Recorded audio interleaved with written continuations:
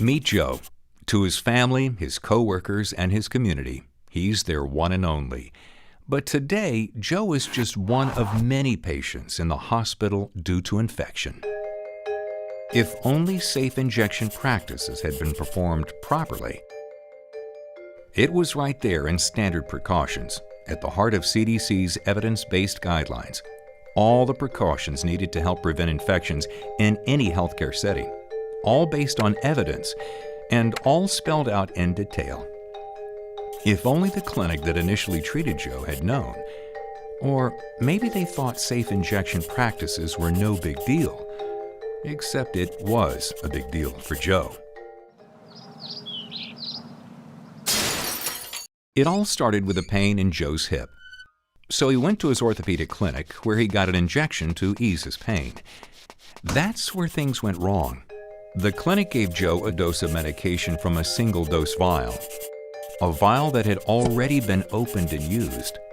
Since single-dose vials lack preservatives, there was nothing to stop the bacteria from growing once the vial was punctured. So the bacteria in the vial easily hitched a ride with the injection that went deep into Joe's hip.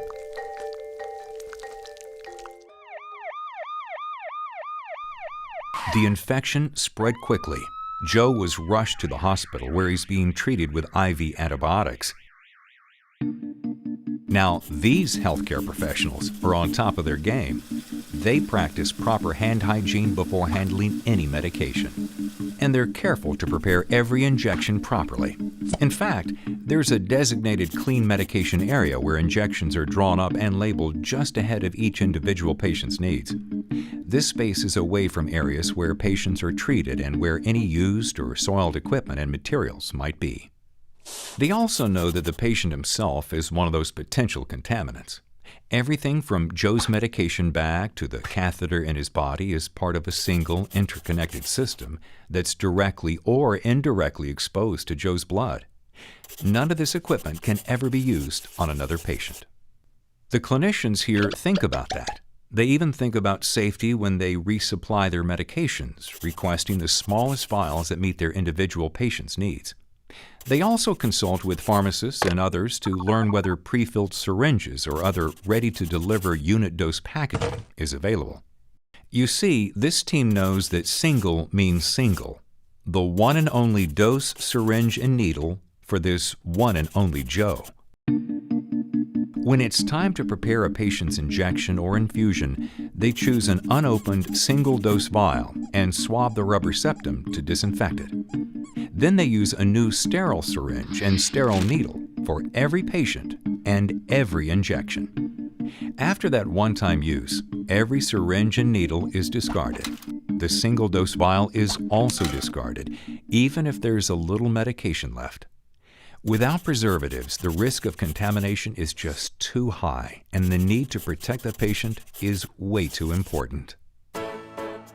Thankfully, Joe is getting better, and now everyone knows if you want to be part of his healthcare team, you have to follow safe injection practices, all of them, every time. So don't wait. Learn more. Go to oneandonlycampaign.org and review the materials there. Double-check your practices against the checklist. Take an injection safety CME. Talk about it in staff meetings. Speak up if you see an unsafe practice. And always, always, always use a sterile syringe, needle, and single-dose vial once and only once.